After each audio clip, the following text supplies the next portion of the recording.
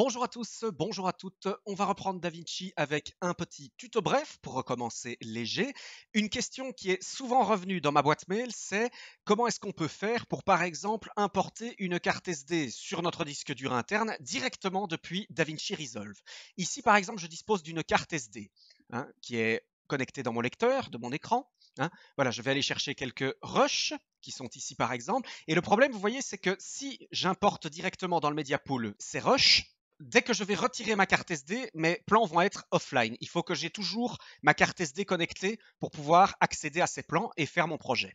Donc, est-ce qu'on ne peut pas, dans DaVinci, comme dans Final Cut Pro 10, comme dans Premiere par exemple, faire une méthode d'ingestion? Donc, indiquer, copier ce dossier, copier ces rushs vers une zone de notre disque dur au préalable définie pour pouvoir réimporter et y réaccéder, même après l'éjection de la carte SD. Ou par exemple pour faire des backups. La réponse est oui. Pour cela, on va utiliser le Clone Tool. Le Clone Tool, vous allez le retrouver ici, juste à côté du Media Storage, Clone Tool. Voilà. Alors, vous voyez ici qu'une nouvelle fenêtre est apparue. Et donc, dans cette fenêtre, on peut voir qu'il y a Add Job, ajouter un travail. Voilà, ici, ajouter une tâche. Ici. Voilà, alors vous pouvez voir qu'ici dans ce Job 1, je retrouve source et je retrouve destination. Le principe est très très simple. Lorsque j'ai une source, je glisse un dossier que je veux copier. La destination, je glisse le dossier de destination où je veux que la copie de ce dossier se fasse. En l'occurrence, ici, je vais reprendre mon dossier ici acting que j'ai sur ma carte SD et je vais glisser cela dans source. Voilà. Je vais par exemple aller sur mon disque de backup et j'ai un dossier ici qui est RAF micro-trottoir et je vais mettre ici comme dossier de destination.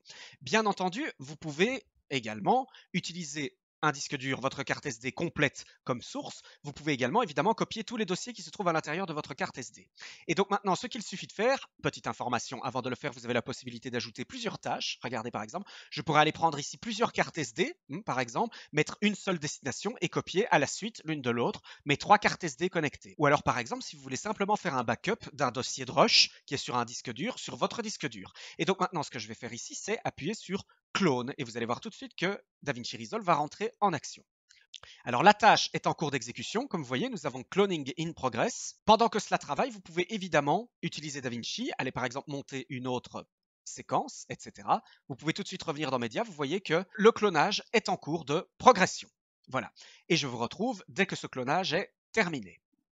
Voilà, une fois la tâche de clonage effectuée avec votre Clone Tool, vous pouvez directement aller sur votre disque dur et retrouver ici dans RAF micro-trottoir vos rushs. Maintenant qu'ils sont sur mon disque dur, je peux importer ces rushs ici dans mon projet et je peux éjecter ma carte SD et je peux travailler sur ces rushs.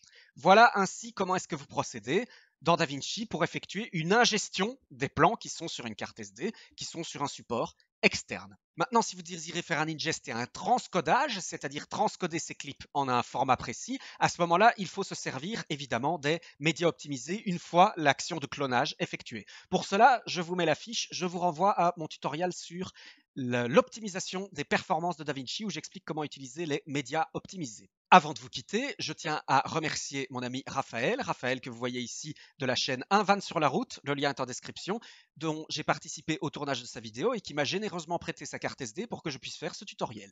Merci à lui et je vous dis à très bientôt.